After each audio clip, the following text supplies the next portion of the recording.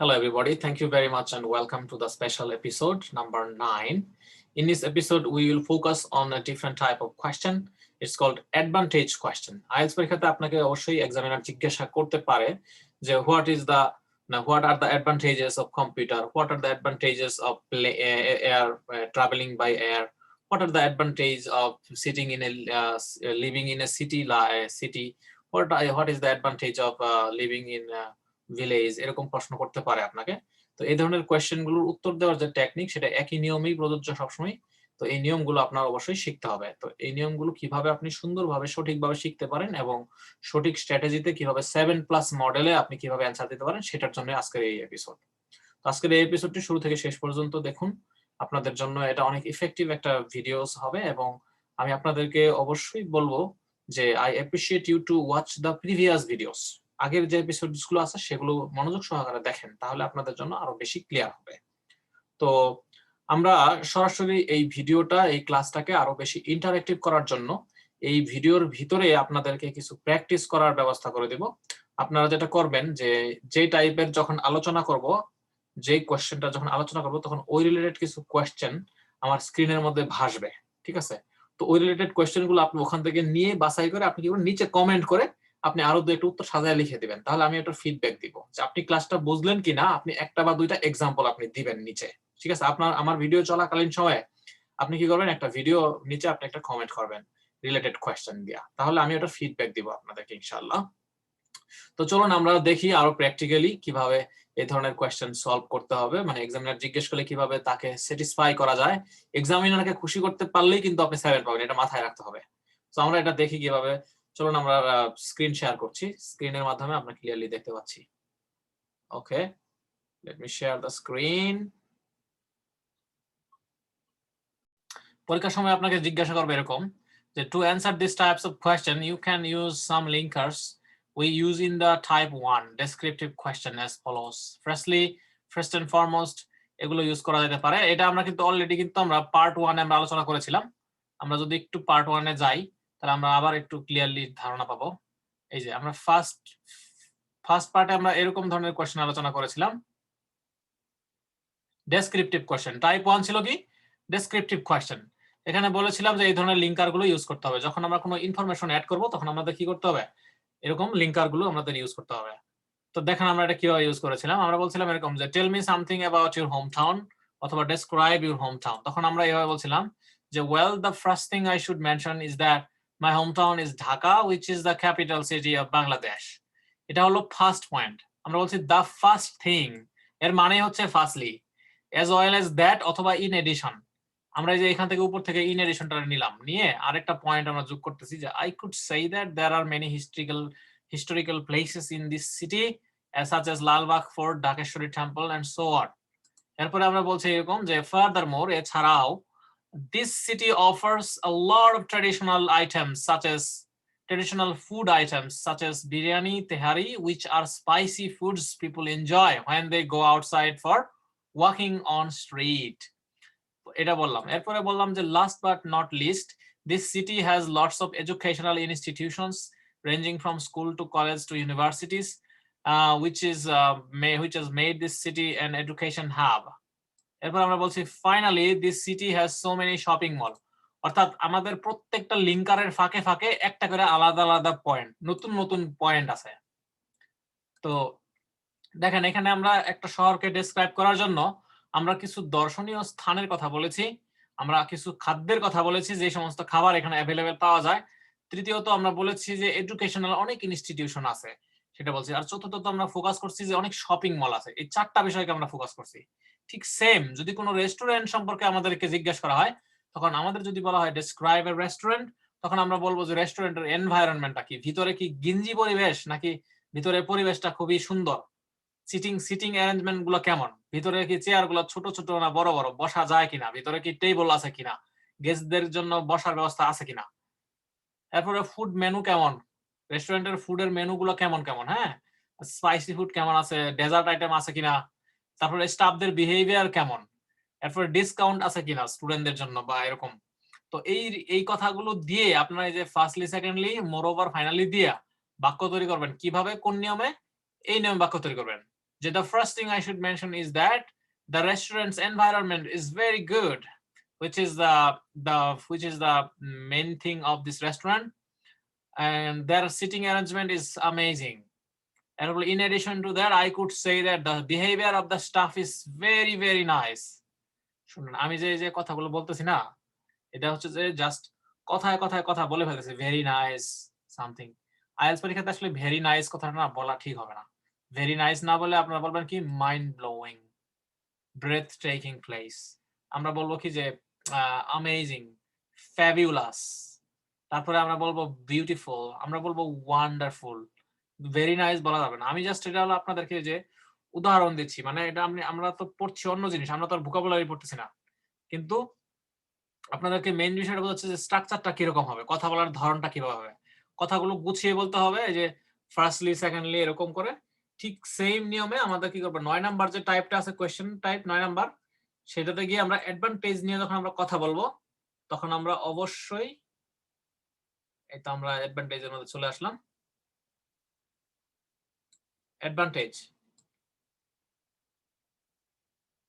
এই যে ওয়েল, এখানে বলছে what are the advantage of, দেখেন what are the advantage of journey by train. Journey by ট্রেনের কি সুবিধা, তা আমরা এখানে যেটা বলছি দেখেন, এখানে দুইটা নিয়মে উত্তর দিচ্ছি আমি। আপনাদের যেটা পছন্দ সেটা আপনারা ব্যবহার করতে পারবেন। দেয়ার ইজ কি বলে যে নো লিমিটেশন, আপনারা যেটা ইচ্ছা সেটা ব্যবহার করতে পারেন, নো বাউন্ডারি। আপনারা প্রথমটা ব্যবহার করতে পারেন, দ্বিতীয়টা ব্যবহার করতে, যেটা ভালো লাগে সেটা ব্যবহার করবেন। আমি বলে দিচ্ছি দেখেন, well I suppose that there are a few clear benefits, but I'd probably say that for the most part, trains are really easy on the pocket. Trains are really easy on the pocket. এই কথার মানে হচ্ছে inexpensive. Easy on the pocket মানে হচ্ছে কি inexpensive, মানে সস্তা। Expensive না, যেটা বলা হয় চিপ। কিন্তু আপনি যদি চিপ কথাটা বলেন তাহলে আপনার নাম্বারও চিপ পাবেন, ঠিক আছে? এক্সপেন্সিভ, ইনএক্সপেন্সিভ, সুন্দর ওয়ার্ড। চিপ কথাটা ভালো না, কস্টলি কথাটা ভালো না, এক্সপেন্সিভ বললে ভালো হয়, বুঝছেন? এরপরে বলেন trains are really easy on the pocket. যদি আপনি এটা বলেন তাহলে এক্সামিনার আপনার খুশি হবে, এটা তো স্পিকিং টেস্ট, মানে inexpensive. Especially for long distance travel, anyone and everyone can travel from one side of the country to another corner by spending an insignificant amount of money. Insignificant শব্দটার মানে হচ্ছে যে অতাৎপর্যপূর্ণ, মানে এটা হচ্ছে হালকা টাকা খরচ করে তারা কি করতে পারে, এক প্রান্ত থেকে অন্য প্রান্তে চলে যেতে পারে। দেখেন আপনার মানে ঢাকা থেকে চট্টগ্রামে আপনি 400 টাকাতে চলে যেতে পারেন। আবার আপনি যদি লোকাল ট্রেনে উঠেন, বা যেটা একটু মানে কম দামি ট্রেন আছে না, লোকাল ট্রেনে খরচ কম অনেক, ঢাকা থেকে জামালপুর চলে যেতে কম খরচে যাওয়া যায়। মনিরুল জানে, মনিরুল ট্রেনে যায় মনে হয়। Yes sir. অনেক সস্তা না ট্রেনে যাওয়া? জি স্যার, লোকাল ট্রেনে একদম ভাড়া কম স্যার, আর ইন্টারসিটিতে একটু বেশি। 30-40 টাকা যাওয়া যায় না? জি স্যার, 50 টাকার মতো লাগে এখন। 50 টাকার মতো লাগে। তো আমি তো জীবনে ট্রেনে অনেকবার গেছি। তো ঢাকা থেকে ময়মনসিংহ আমি ট্রেনে গেছি। বিশেষ করে আমার কানাডায় আসা শেষ লাইফ গুলোতে, বাংলাদেশের শেষ দিনগুলোতে আমি কখনো বাসে উঠি নাই, ঠিক আছে? আর আপনি যদি ইন্ডিয়ার ট্রেনে চড়েন, ইন্ডিয়ার ট্রেনের ভাড়া হচ্ছে বাংলাদেশের থেকে 3 গুণ কম। অর্থাৎ আপনি 400 টাকা দিয়ে হচ্ছে জামালপুর থেকে, সরি ঢাকা থেকে চট্টগ্রাম যেতে পারবেন, কিন্তু আপনি যদি ইন্ডিয়াতে যান, কলকাতা থেকে আপনি মুম্বাই পর্যন্ত চলে যেতে পারেন। মানে কম খরচের ট্রেনও আছে, দেখা যাচ্ছে আপনি 1500 টাকা বা 1000 টাকা দিয়ে আপনি চলে যেতে পারবেন। তো আপনি যদি ইন্ডিয়া 1000 টাকা দিয়ে ট্রেন ভ্রমণ করেন, আপনি বাংলাদেশ 3টা করতে পারবেন। এবং এত উন্নত মানের, আপনি ট্রেনে উঠলে আপনার কাছে মনে হবে যে আপনার প্লেনে উঠছেন। মানে কোনো কষ্ট নাই, কোনো ঝাঁকি নাই, কিছু নাই, মানে অনেক ইন্টারেস্টিং। আমি মুম্বাই গেছিলাম ট্রেনে, এবং ট্রেনে 2 দিন ছিলাম, মানে 30 ঘন্টা না 32 ঘন্টার জার্নি ছিল। তো ট্রেনে বালিশ আছে, মানে উপরে আপনার যে বিছানার মতো আছে, এটা বলে স্লিপার। তো স্লিপার সিট নিছিলাম আমি। স্লিপারে মানে একদম পুরা বিছায়া শুয়ে থাকা যায়, মানে সুন্দর, মানে বেড আর কি, হাসপাতালের বেড যেরকম থাকে এরকম। আর বালিশ পাওয়া যায়, ওয়ান টাইম বালিশ পাওয়া যায়, এখানে বালিশ ফুলায় রাখা যায়। তো সেই ঘুম, মানে ঘুমাচ্ছি, খাচ্ছি, যাচ্ছি, খাওয়ার টাইম মতো আসতেছে।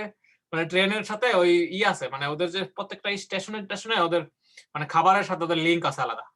মানে ওদের রেলওয়ে সিস্টেমটা উন্নত, কিছু ক্ষেত্রে দেখা যাচ্ছে যে ওই রেল স্টেশনের সাথে ওদের বিরিয়ানির সাথে রিলেটেড।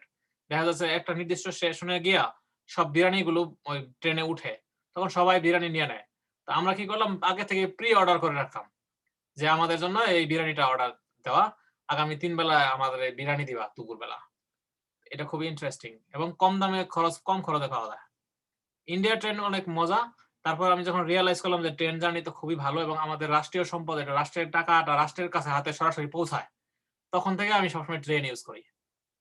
আমি চট্টগ্রামে কয়বার গেছি, সবসময় আমি ট্রেনে যেতাম, বাসে আমি কখনো যেতাম না।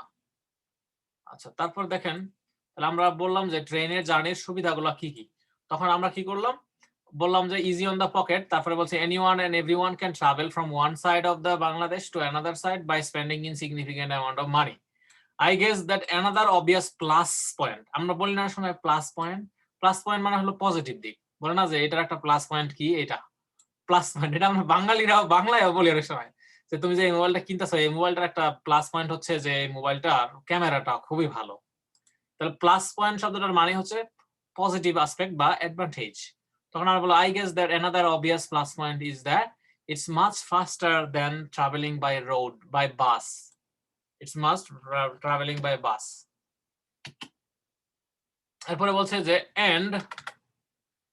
and so আচ্ছা বাস, তারপরে বলছে কি so anyone can save time by traveling on train, অর্থাৎ কেউ কি করতে পারে, টাইম সেভ করতে পারে, টাকাও সেভ করতে পারে। আচ্ছা, এটা আমি অন্যভাবে যদি বলি, এটা আমরা প্রথম যে নিয়মে বলছি সেই নিয়মটা আপনারা দেখে রাখলেন। এরপর দ্বিতীয় নিয়মে হচ্ছে এরকম, দ্বিতীয় নিয়মটা হচ্ছে এরকম, দেখেন alternative answer. Well, I suppose that there are a few clear benefits. First and foremost, প্রথমত, I would probably say that trains are really easy on the pocket, especially for long distance travel. Anyone and everyone can travel from one side of Bangladesh to other country to other side by spending an insignificant amount of money. Same জিনিসই, কিন্তু এখানে first and ফরমোস্টটা বলা হয়েছিল আর কি। তারপরে বলছে কি যে অ্যানাদার পজিটিভ অ্যাসপেক্ট বা অ্যানাদার অ্যাডভান্টেজ অথবা অ্যানাদার ফ্যাসিলিটি অথবা another benefit of journey by train is that it's much faster than travelling by road, so anyone can save time and money by travelling on trains. So journey by train is both cost effective and time effective. আমরা যেটা করব, এই যে so এর জায়গায় আমরা বলবো কি, travelling on trains is both cost effective and time effective. আমরা এই যে so এর পরে এই যে so anyone can travel save money and time, এই কথা না বলে আমরা বলবো so it is time effective and cost effective, এরকম ভাবে আমরা বলতে পারি। So journey by train is both cost effective and it is time effective, এই কথাটা আমরা বলবো please use smart vocabulary। এখানে আমরা বলে দিছি please use smart vocabulary, তার মানে হচ্ছে যে এই যে টাইম ইফেক্টিভ আর কস্ট ইফেক্টিভ যে কথাটা, এটা হচ্ছে যে আপনার স্মার্ট ওয়ার্ড। আপনি যদি বলেন যে I can save time and I can save money, এটা বললে আপনার ভালো মার্ক আসবে না। বাট আপনি যদি বলেন যে train journey is cost effective and it's very time effective, সময় কম লাগে, ট্রেন কিন্তু রাস্তায় রাস্তায় থামে না ওইভাবে। হ্যাঁ, দেখা যাচ্ছে চট্টগ্রামের ট্রেনটা সোনার বাংলা, সেই ট্রেন কিন্তু একবারই থামে, শুধু এয়ারপোর্টে শুধু একবার থামে, একেবারে টানা একবারে সরাসরি একদম চট্টগ্রামে গিয়ে নামাবে এবং 4 ঘন্টা লাগবে, গুনে 4 ঘন্টা। 4 ঘন্টার মধ্যে আপনি চলে যেতে পারেন। সকাল 7টায় উঠবেন, আপনি ওখানে গিয়ে অফিস করতে পারবেন, এমন অবস্থা। আপনি যদি সকাল 7টার ট্রেনে উঠেন, 11টার মধ্যে আপনি চট্টগ্রাম শহরে পৌঁছাবেন। It's really amazing. I really enjoy the train journey in Bangladesh. এই সোনার বাংলাতে একবেলা খাবারও দিবে আপনাকে ট্রেনে। যারা সোনার বাংলায় ভ্রমণ করছেন তারা হয়তো জানেন। এখানে কি কেউ আছেন যে সোনার বাংলাতে উঠছেন? আই গেস কেউ একজন বলবে। সোনার বাংলা থেকে উঠেন নাই? আচ্ছা, কেউ না, নো ওয়ান। আমি স্যার গেছিলাম কি যেন, ট্রেনে গেছিলাম আর কি, মনে নাই, অনেক আগে 3-4 বছর আগে। চট্টগ্রামে গেছিলে নাকি? জি, একটা এক্সাম দিতে গেছিলাম। ওটা একটা মেয়ের নামের সাথে আমি নামটা ভুলে গেছি। মেয়েটার নাম কি জানো? একটা মেয়ের নামে ট্রেনের নাম আছে, ঠিক আছে? কি যেন, হ্যাঁ গোধূলি না কি যেন। আমিও সুরভি। সুরভি, ইয়েস। এই শ্রুতি কিভাবে জানলা? তুমি গেছিলে তো না সুরভিতে? না স্যার ওই যে আমি যে রিসেন্ট গেছিলাম যে ঈশ্বরদী গেছিলাম, তখন সুন্দরবন এক্সপ্রেসে গেছিলাম, তো এখানের মধ্যে ট্রেনের নামগুলো দেখেছি। আচ্ছা হ্যাঁ ঠিক আছে, তোমার কথা ঠিক আছে। সুরভির কথা আমি বলছিলাম মূলত। তো আমাদের সুরভি আপু থাকলে হয়তো বা একটু হাসি হইতো। সুরভি আপু তো আইএলস এর মানে আইএলস পরীক্ষা দিয়ে এখন মানে বেঁচে গেছে আর কি। তার সুরভি আপুর নামে একটা ট্রেন আছে সুরভি, তো সুরভির থেকে বেশি মানে ভালো ট্রেন হচ্ছে সোনার বাংলা। আচ্ছা, তো তাহলে আমরা আলোচনা করলাম হচ্ছে অ্যাডভান্টেজ রিলেটেড। আমার কাছে কেন জানি মনে হচ্ছে যে প্রথমটার থেকে দ্বিতীয়টা বেশি সহজ। আপনারা একটু দেখেন, এই যে এখানে বলছি যে এনিওয়ান ক্যান, এই যে I suppose that there are few benefit, first and foremost I would probably say that trains are really easy on the pocket. কিন্তু প্রথমটা আমরা দেখেন কিভাবে বলছিল যে but I would probably say that for the most part, I would probably say that for the most part, trains are really easy on the pocket. I guess that another obvious plus point is that it's much faster by traveling by bus, so anyone can save time and save money, something. কিন্তু এটার থেকে সব থেকে ভালো হবে হলো second term, যদি আপনারা প্র্যাকটিস করেন তাহলে ইজি হবে। আমি দুইটাই দিয়ে দিচ্ছি এখানে, একটা ইজি আর একটা কঠিন, বাট দুইটাই মোটামুটি সহজ অ্যাকচুয়ালি। আচ্ছা, এরপরে দেখেন যদি বলা হয় what are the positive points of living in a nuclear family, মানে ছোট পরিবারে বসবাস করার সুবিধাগুলো কি কি।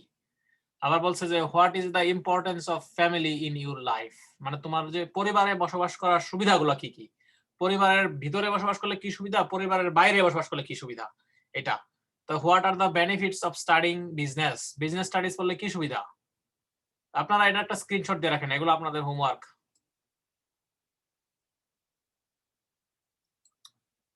What are the benefits of starting business? What are the benefits of physical exercise? আমি আপনাদেরকে অফিসিয়াল হোমওয়ার্ক পাঠাবো, বাট আপনারা তারপর একটু জেনে রাখেন আগে থেকে যে স্যার কি ধরনের হোমওয়ার্ক দিতে পারে।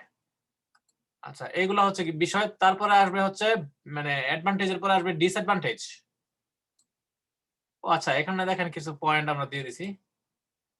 এই যে what are the advantage of computers, যদি এরকম পরীক্ষার মধ্যে আসে তাহলে আমরা এইভাবে বলবো যে computers offer several advantages. Writing এর ক্ষেত্রে এরকম ভাবে লিখতে পারেন। First and foremost, it contributes to the development of academic field. To be more precise, using computers with internet connection can enable students to download vitally important materials related to their studies so that they can prepare themselves seriously, effectively for competitive tests.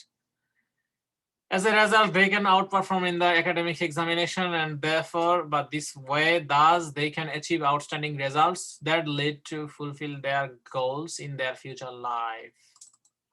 Future life, actually lives হয় না।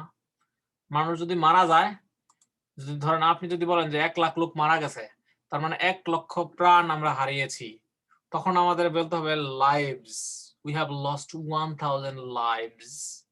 কিন্তু আপনি যদি বলেন our life, মানে আমাদের জীবন, আমাদের জীবন যুদ্ধে ভরা, আমরা যদি বলি our life is full of struggle, যদি কেউ বলে আওয়ার লাইভস, তাহলে ভুল হবে। আমাদের জীবন এখানে একটাই জীবন হবে, আওয়ার লাইফই হবে। সবার জীবন মিলে একটাই জীবন, মানে আমাদের জীবন, মানে our life is full of struggle. কিন্তু আমরা যদি বলি যে 1971 সালে অনেক প্রাণ আমরা হারিয়েছি, অনেক জীবন দিয়েছি, তার মানে ওই ক্ষেত্রে আবার লাইফস হবে। বাই দ্য ওয়ে, চলুন দেখে আসি যে কারা আমাদের চ্যানেলের সাথে আছেন অথবা কে কে সাবস্ক্রাইব করেন নাই।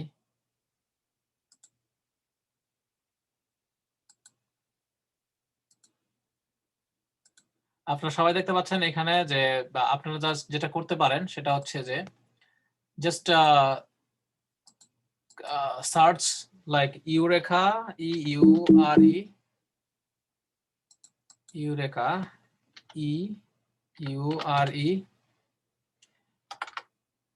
Eureka IELTS and life abroad. এখানে দেখেন চলে আসলে লিংকটা, এখানে জাস্ট ক্লিক দিবেন। এখানে জাস্ট ক্লিক দেওয়ার পরে আপনারা এখানে দেখবেন এখানে যে Eureka IELTS and life abroad, এখানে ক্লিক দিবেন। ক্লিক দেওয়ার পরে আপনি এখানে দেখতে পারবেন যে আমাদের চ্যানেলটা।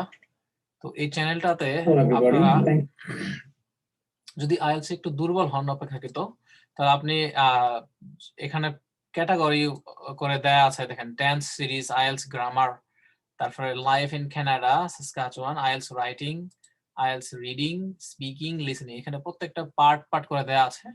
আপনারা এই ভিডিওগুলো দেখলে আপনাদের যে বেসিক লেভেলটা সেটা একটু স্ট্রং হয়ে আপনারা অ্যাডভান্স লেভেলে চলে যেতে পারবেন। আচ্ছা, তাহলে এই চ্যানেলটার সাথে অবশ্যই সাবস্ক্রাইব করে নেন। এখনই সাবস্ক্রাইব করবেন, সাবস্ক্রাইব করে বেল বাটনে ক্লিক করেন, ঠিক আছে? আর যারা পেজে যারা আছেন আপনারা, তারা তো অবশ্যই লাইভের বিভিন্ন স্ট্রিম দেখতে পারবেন। যারা নাই তাদের জন্য শেয়ার করছি, এই eureka IELTS pathway to success এই পেজটাতে আপনারা একটু মানে লাইক করে রাখেন, ফলো করে রাখেন এই পেজটা, যাতে করে এই পেজের সব নোটিফিকেশন আপনারা দেখতে পান। আমার প্ল্যান আছে সামনে যে রেগুলারলি আমরা লাইভে যাব, লাইভের সেশনগুলো আপনারা দেখতে পারবেন। তো যাই হোক, আজকে এই পর্যন্তই। সবাই ভালো থাকবেন, সুস্থ থাকবেন। দেখা হবে ইনশাল্লাহ আবার অন্য কোনো সেশনে। শুভকামনা রইলো। আর ক্লাসটি কেমন লাগলো সেটা জানিয়ে অবশ্যই কমেন্ট বক্সে আপনারা আপনাদের অভিমত ব্যক্ত করবেন। সবাইকে ধন্যবাদ। Stay sanitised and be safe always.